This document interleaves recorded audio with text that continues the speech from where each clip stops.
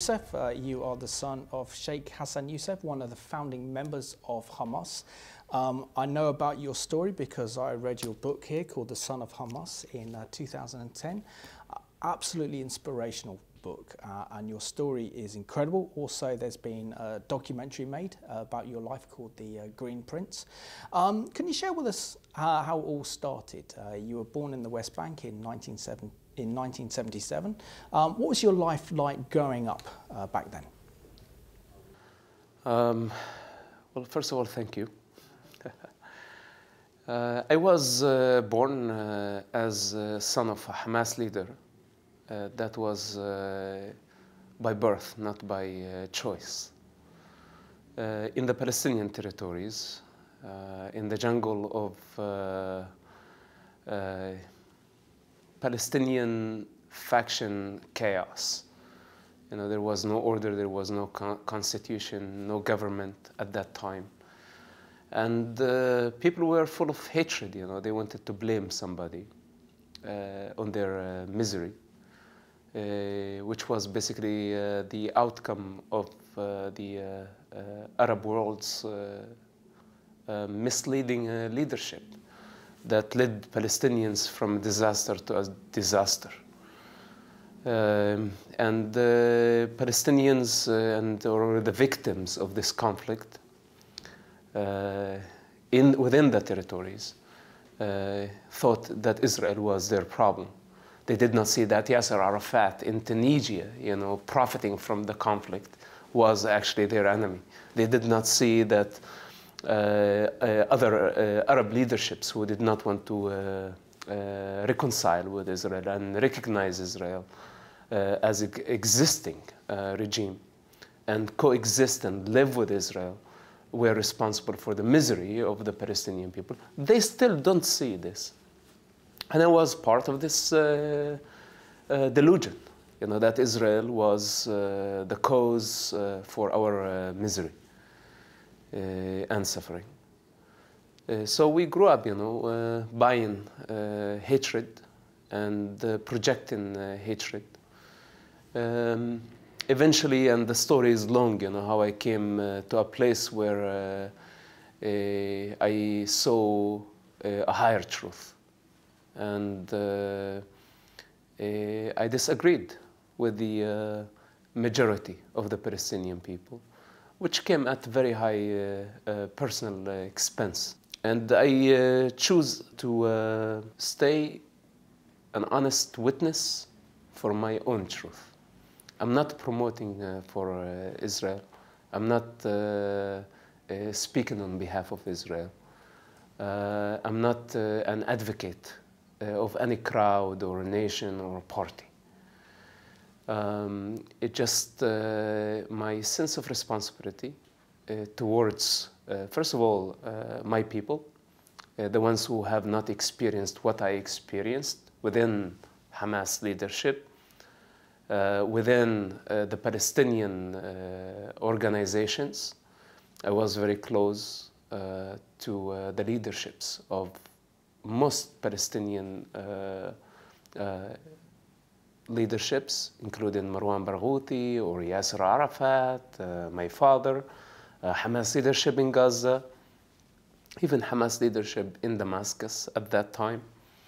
And I'm very familiar with their minds, with their ambition, and with their mistakes, how they misled the Palestinian people and guide them from a disaster to a greater disaster throughout the conflict. I'm an individual. I reshaped myself the way I wanted, even though the majority of my people disagree. But Israel, to me, at the end of the day, is a democratic country. And I prefer democracy over dictatorships. And I think Israel is the only true democratic model in the region. I'm not affiliated with politics. This is not a political statement. This is a fact, and this is a reality. And what we need actually for the region is more models of Israel. Actually, we would like for surrounding countries to learn from Israel. I believe it's not I believe, actually, I know. It's the light of the region. Because democracy, dialogue, human rights, women's rights, animal rights, and so many other ethics and values of the Israeli constitution makes the country advanced and livable, and people from every path of life can coexist with each other. There are Arabs in Israel. You know, they're citizens of the state of Israel. They have rights. They have members in the Knesset. Even though they don't serve in the army, even though they don't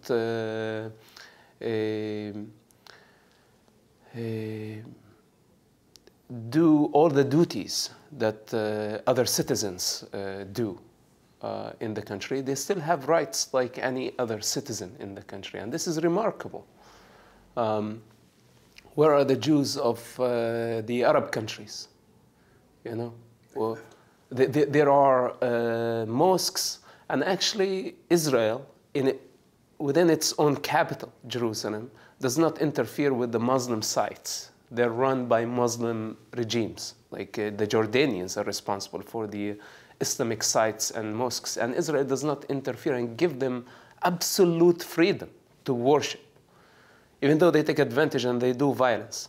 But in the meantime, let's see how many synagogues, you know, in the Arab world. Where are the synagogues in Jordan, in Iraq, in Saudi Arabia, and other Gulf countries? So practically, there is nothing. There are no Jews. You know, and the world talks about the Palestinian refugees. And we ask question, you know, how about the Jewish refugees, you know, who left everything, their property, their gold, their money, and they lost everything. And they were replaced or relocated somewhere else. What about those people? Aren't they people?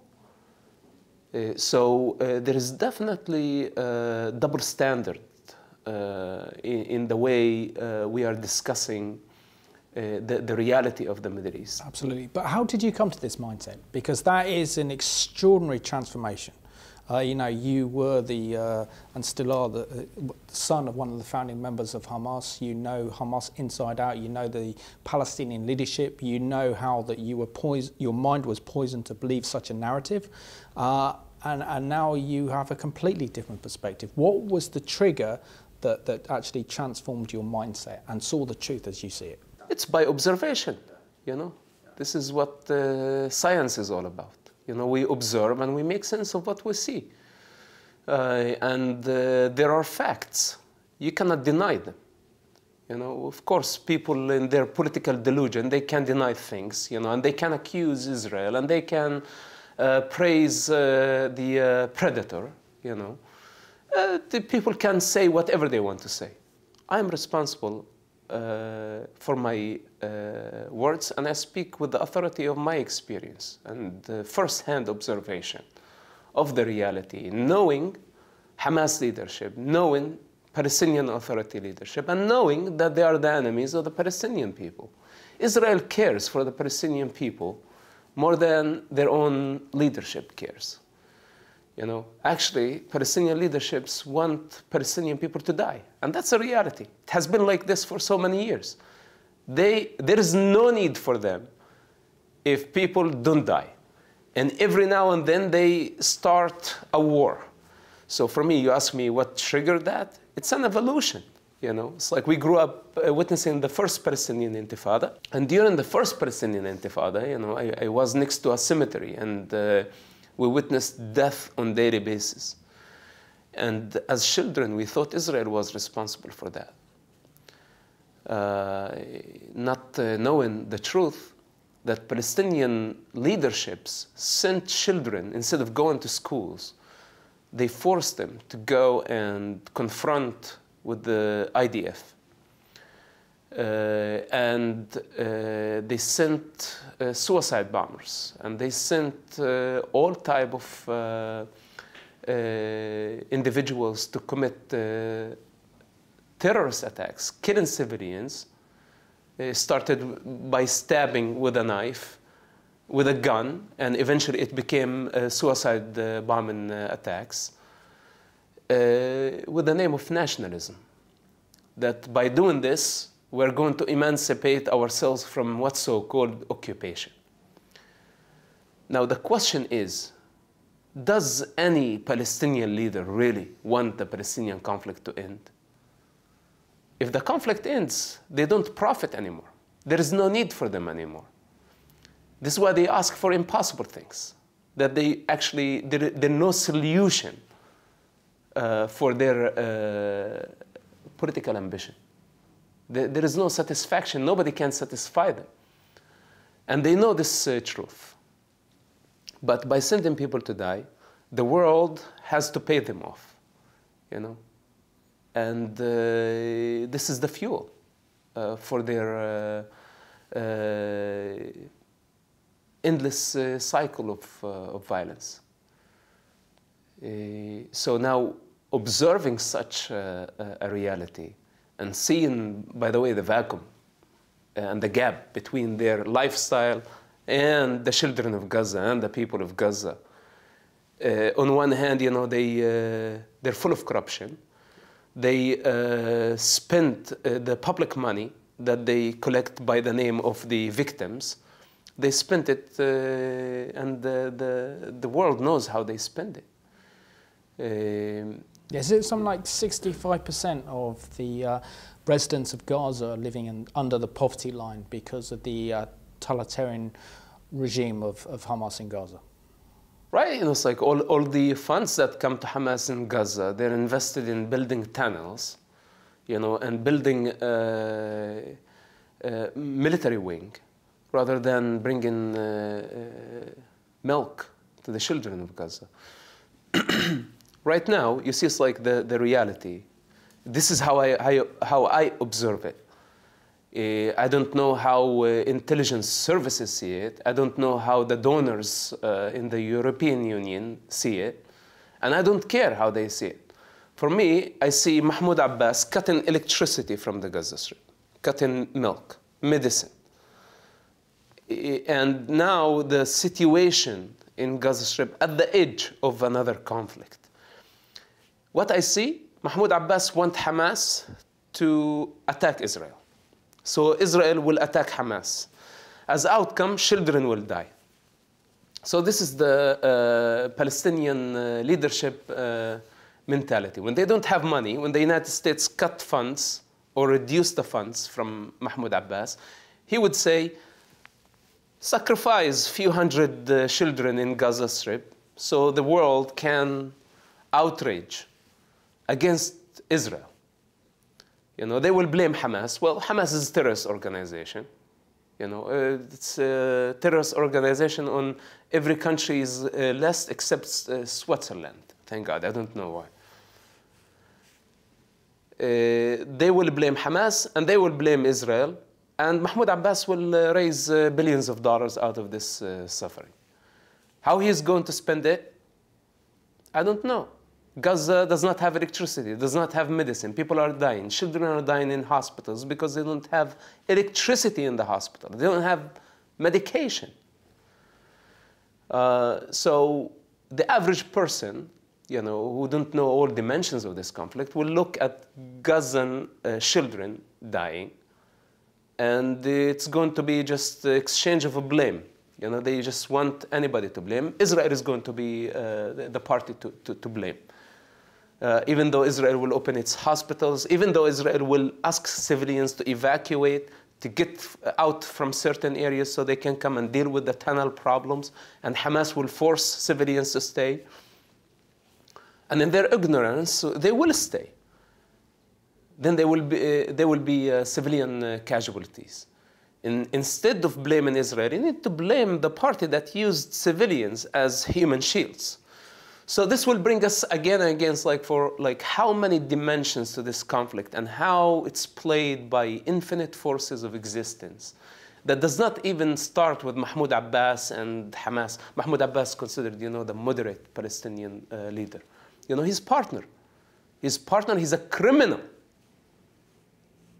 But of course, he knows how to get away with it. He knows how to manipulate the international public. Iran has something to do with it. Saudi Arabia has something to do with it. Qatar has something to do with it. And we need to see, that money is the main cause for this conflict. And for the international community, instead of investing in the Palestinian Authority, in the predator, they invest in the enemy of the people. They should invest in the people directly. Absolutely. By building economy, by building infrastructure, by educating them, by giving them some hope and some relief. I don't think a sanction against civilians in Gaza Strip will force Hamas to actually reconcile. When it comes down to your own personal experiences, Mossab, particularly the fact that you have saved thousands of lives by being an informant for Israel's Shin Bet. You provided intelligence that prevented terror attacks and the assassination of Israeli leaders, and your contribution has been absolutely incredible to actually saving lives. Why did you make that decision to become an informant for the Shin Bet and for Israel, then your enemy? As I told you, this is a long evolution. It did not happen overnight. This very strange phenomena called the Middle East kept on unfolding itself in a very strong way that I could not deny the truth that I have been witnessing. It's not over yet. And the state of confusion, created in the world because of this conflict. The more I witness, the more I observe, the more I'm certain that we are all responsible in a way or another for this conflict. It's a dependent existence, and every party has something to do with this. And this is why I don't like blaming Israel. It's the easiest thing to do. Just blame Israel, what's so-called occupation, which is non-existence. And I say non-existence because Palestinians have the opportunity of being independent. And Israel will definitely help them. Israel has no interest of controlling the Palestinians' lives. They don't take taxations from them. They don't need nothing from the Palestinian people. Actually, the Palestinian people take a lot from Israel. And Israel is willing to give more and more to help them on every level. So again, this will, there is no direct answer to, what really, what was the event that made me believe that Israel is not the problem in the Middle East. It's more of a chain of events. And those events are not over yet. We will live, I will live, and we will witness more and more of this truth. That Israel is not the enemy of the Palestinian people. Israel is not the enemy of the Arab people. Actually, Israel has the power to invade, destroy most of the Arab capitals in a matter of hours, you know, if they want to. But they are not doing it. If the picture was the opposite, if any Arab country had the power Israel has, they wouldn't hesitate of destroying the state of Israel. Israel is always at defense, always. 99% of the wars that happen between Israel and Arabians, Israel was at defense. And possibly the only time it launched a war against Egypt, it was also in the understanding of defense. So the world can go on of denying this reality and this truth. But we all will pay a price. And it's time for us to take responsibility, to choose, you know, which side, you know, and I'm not talking about taking side of Israel as a political regime, but taking the side of a successful model that respects the human dignity, respects the human rights, and open for all type of people, for all religions. You know, we have all religions practiced in the state of Israel. And this is another reason, you know, if you ask me why. When I look at Israel and see Christianity practiced freely, Islam is practiced freely. There is a civil constitution that has the upper hand. This is the model that I would like to see in other Arab countries. In the Arab world, the upper hand is for the religious authorities. It's not for a civil constitution. It's to the culture and the unwritten law. This is not good. This is not going to help the human evolution. We need to understand that this is against the evolvement of individuals in the Arab world. This is another reason why I choose to believe in the Israeli model, in the democratic model. In the Arab world, they teach people to believe.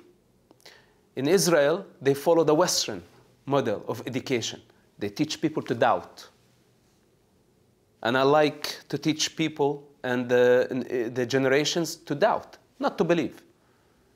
To believe in theories, and this is why we have all this problem, you know, self-deluded people who go and blow themselves up, you know, thinking that they're going to go to paradise. You know, it doesn't get darker than this. This is the problem of belief. So there are so many reasons that make me accept the Israeli democratic model, and I think we should not be afraid to say. I'm just being an example, a model for so many people in the Arab world who don't have maybe the opportunity.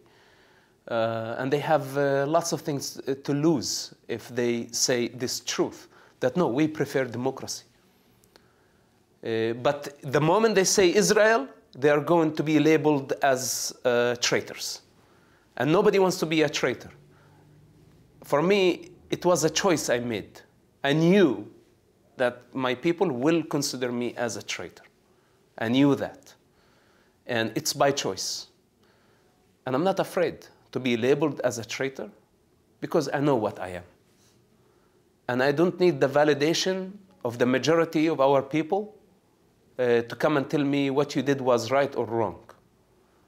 For me, I stand for my own truth, and I'm not concerned of the lies of societies. Are there more people like you, Mossab? I mean, you were part of an organization called the Islamic Resistance Movement. There was an offshoot of the Muslim Brotherhood. in the Covenant Charter calls for the destruction of the State of Israel and for the genocide of the Jewish people worldwide. How can other people like you break that powerful hold that the likes of Hamas, Hezbollah, Palestinian Islamic Jihad, any other kind of dangerous Islamist faction out there on the people, on your people? How can that cord be broken?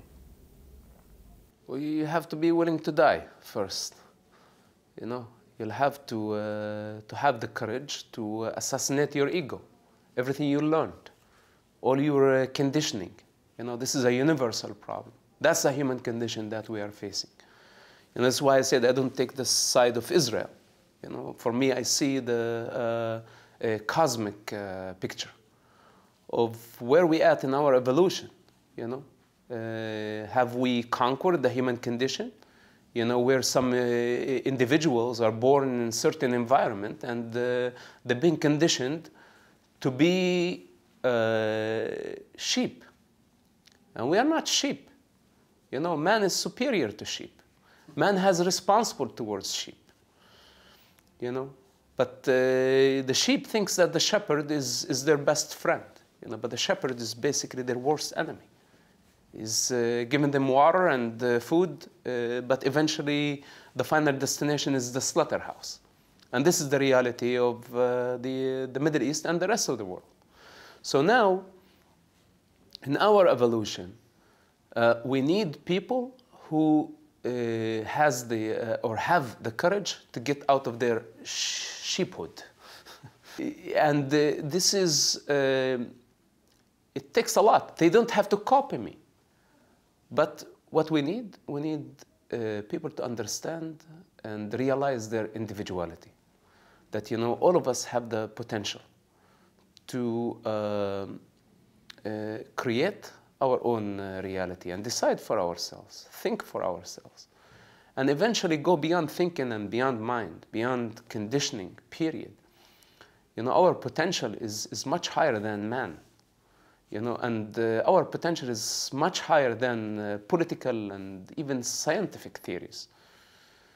This is the type of individuality I would like to see everywhere, whether if it's in the West or in the East. But in the meantime, I believe that a democratic climate will create a healthier environment for the individuals to be able to breathe. You know, oppression, and violence, corruption, manipulation will keep many people in darkness. And yes, people are afraid. You know, I was afraid. I was afraid to go against the flow of the society. You think I was not afraid getting into the unknown, writing a book that condemned me, and it was like crucifying myself. So I don't expect from everyone, you know, in that region to go on a suicidal mission like me, you know. I wish there were. I mean, it'd be a more peaceful place. You know, it's like, why? Because basically they can grow in their understanding, you know, of their individuality without having to go and do all the extremes that I did. I don't invite people to do all the extremes. But in the meantime, I'm a living example that even though I went against the society and I've done so many extremes in my life, I lived. I didn't die. It did not destroy me. And many people are afraid. I'm not telling them go against the society, but at least you don't have to be hypocrites. Yeah. Live in that society, but have a higher understanding, you know, and find a creative way, you know, of living without participating and getting involved in the destructive process. One big question I have to ask you, I mean, you really have to read your book to understand what you went through, and what you went through was absolutely incredible. I mean, you must have been at times fearful that you would be found out as an Israeli informant working for the Shin Bet. But why did you decide to go public with your story? Again, that's another brave and courageous decision. It's actually, you know, the daily duty of which part of it was hanging out with suicide bombers. You know, I was in a room full of explosives at some point, kitchen-made explosives, and that was part of my work somehow, you can call it. You want to call it a holy mission. I don't know what it was, but for me, it was my way of finding a suicide bomber who's about to go get on a bus or a school, university, blow themselves up, and kill so many innocent people, including Arabs, Muslims, Jews, Christians. Do you think suicide bomber, when they got on a bus, they asked people for their IDs or their ethnicity? They just blow themselves up. Go to the records and see how many innocent people from every faith were killed. This is how I saw it. For me, it was not like, you know, informant for Israel, working for Israel, as much as take a responsibility, you know, for whatever my position was in that moment. But all that was nothing comparing to actually telling my parents the truth of what I was doing. Because I could have kept that for as a secret, you know. But by revealing my actions and who I am, not what my society wanted me to be. You know, my society decided for me, even before my birth, that I would be the son of Hamas, son of a top Hamas leader, to go to the mosque, to pray 5 times a day, to become a devout Muslim. You know, this is the expectations of the society. And throughout my journey in the Middle East, I shaped myself in a different way that did not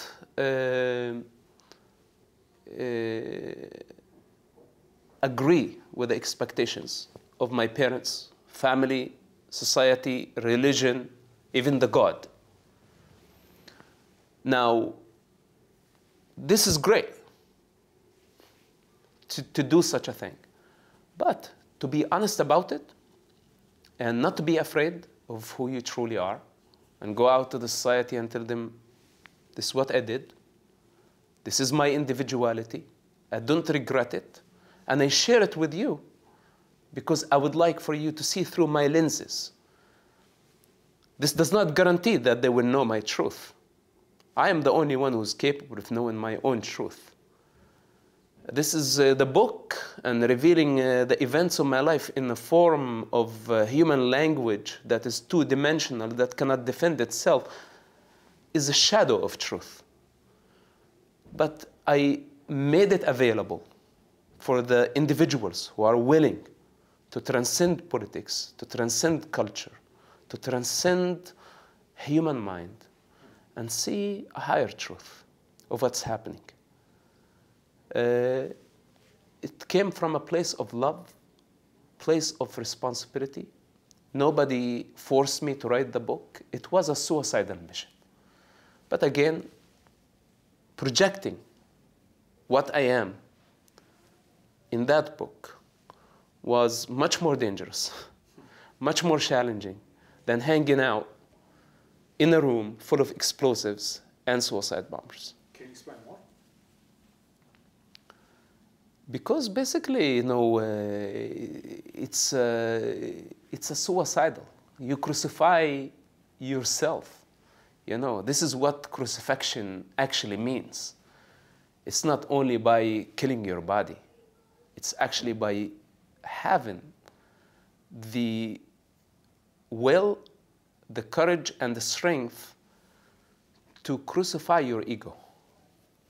You know, the old me, and my image in the society, what people in the society perceived about me, my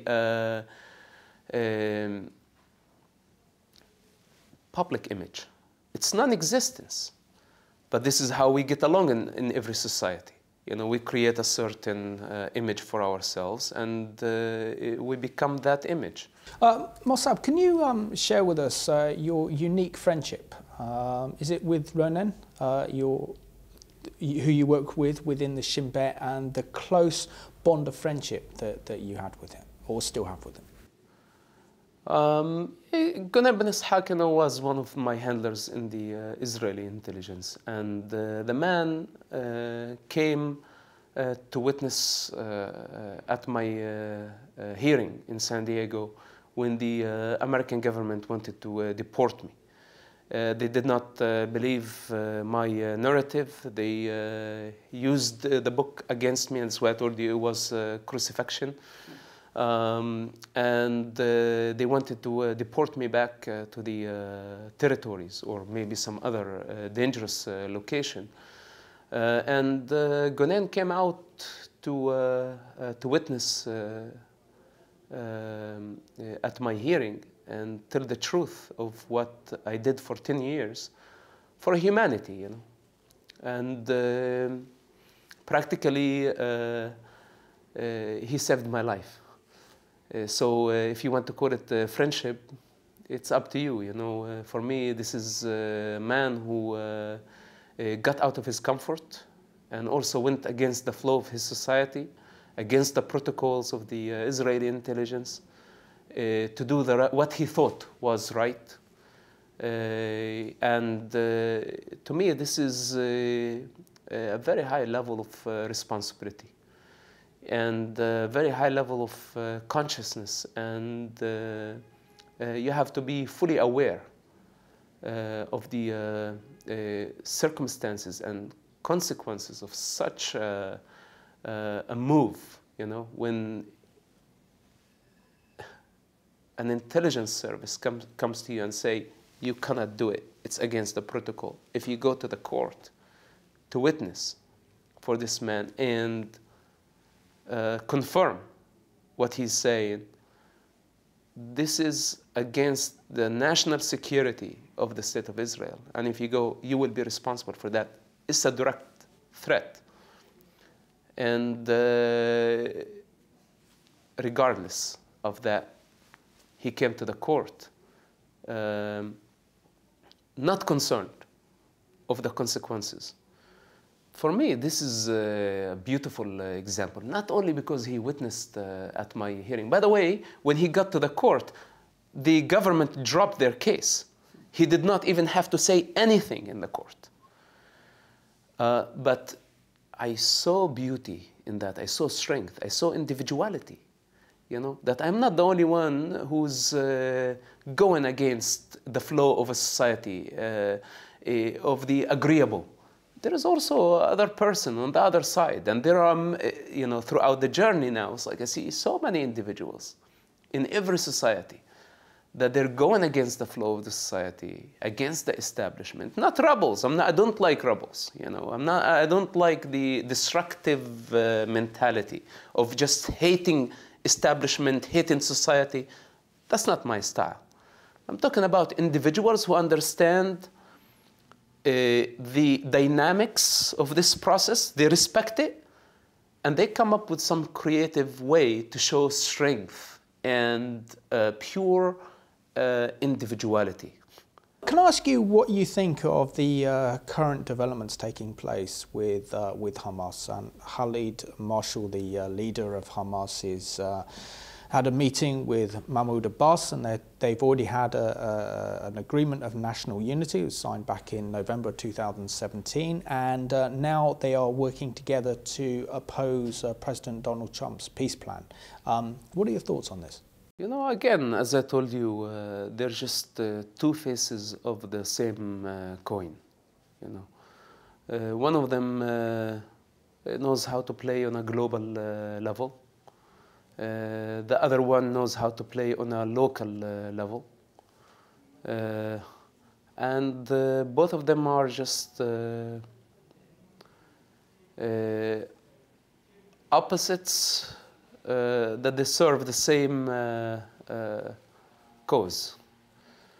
So I don't have respect for any of them. I don't want to take it farther and sound very extreme when I say I don't respect any politician. But this is the reality of the Middle East. And those are very dangerous players. And without conflict, they don't exist. And this is the time for the world powers to realize their game. There is an alternative. And instead of investing, saying, okay, we invest in Mahmoud Abbas versus Hamas, this is what they want. Mahmoud Abbas wants to look the good guy. How? By making Hamas look uglier. The uglier Hamas looks, the more terrorists they are, the more moderate he has become. So I don't think he's better. Do you think this will lead to a third intifada? As I said, we are at the edge. Yeah. And do you think that President Trump, who's taken a completely different approach to his predecessors in confronting this situation, and actually, in a way, saying that I recognise as the President of the United States Israeli sovereignty in Jerusalem, and it's important to get Jerusalem off the table, and just to tackle some of these issues that the West has turned a blind eye to for decades. So that is the incitement of your people to hatred and violence. That is funding mass terrorist organisations to carry on and fuel the conflict rather than coming to a genuine peace process, and not engaging with the people on the ground at a grassroots level that can actually are the people that make peace. This might sound right now that I'm pro-Trump, but also I'm not afraid of whatever people are going to think. I think he did the right thing.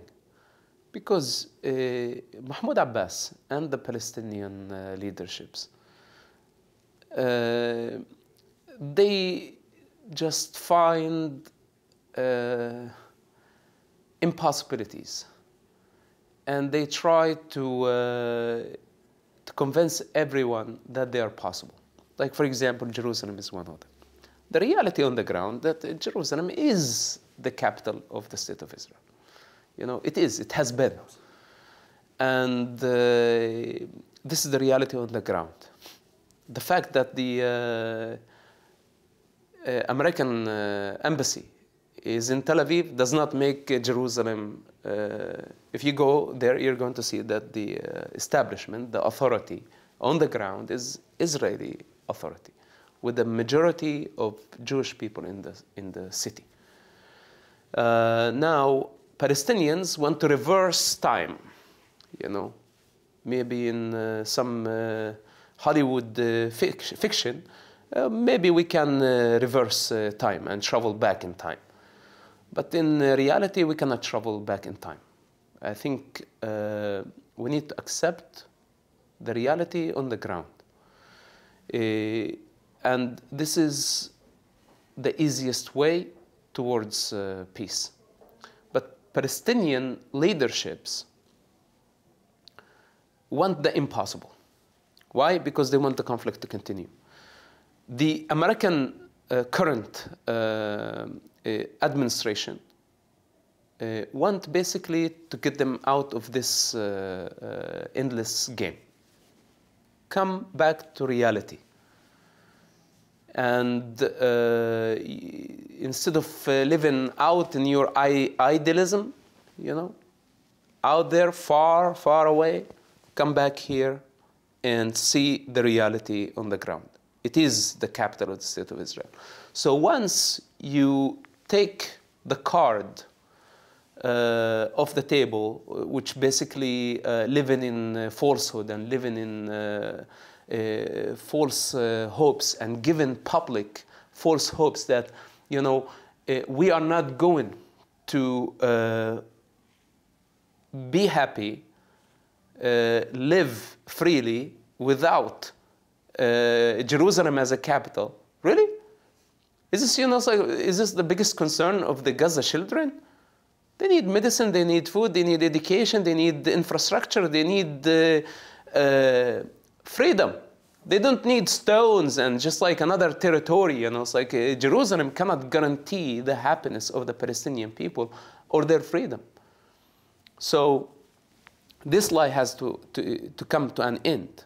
And this is why Mahmoud Abbas is very mad, you know. They want to fight for something that cannot be achieved. Mossab, the reason that I have the opportunity to interview today is because of the incredible work being carried out by Magen David Adom, and you're their guest speaker for their event tonight. Can you share with us your experiences of Magen David Adom in saving lives, be it Jewish, be it Arab, or whoever? Magen David Adom is basically a humanitarian organization. And again, you know, the region is at the edge, and their work is beyond politics and beyond government. Actually, they're not even funded by the government. And they serve humanity, they serve everyone, including Palestinians, and including actually Palestinian terrorists when they fall. They have like equal treatment. And I think this is one-of-a-kind organization. It's advanced. It uses very advanced technology. And nowadays, they are building a blood bank under the ground in case of disasters, in case of earthquakes, in case of Iranian madness, if they decide to launch thousands of missiles against Israel, which, you know, they already building their bases in Syria. They already gave Hezbollah tens of thousands of missiles. They gave Yemen missiles. They gave Hamas missiles. And Israel is such a small country, and it's, unfortunately, you know, it's a war zone, and we need to be prepared, you know, from a humanitarian point of view. We need to be ready for such a disaster. It's a one-of-a-kind situation, and this organization, the ambulance service in Israel, is one-of-a-kind organization, and they're pro-life, and I support them fully, and there is no way to go wrong with supporting them. As I said, you know, I'm not pro-government. This is something, but this is completely something else. Mossab, Hassan Youssef, I just want to thank you so much for giving me this opportunity to interview today. And I found it fascinating. And I just want to thank you for your bravery and your courage to actually confront the truth and not worry about the circumstances. So thank you for all the work that you do for the cause of your people and also for the defense of Israel. Thank you very much. Pleasure.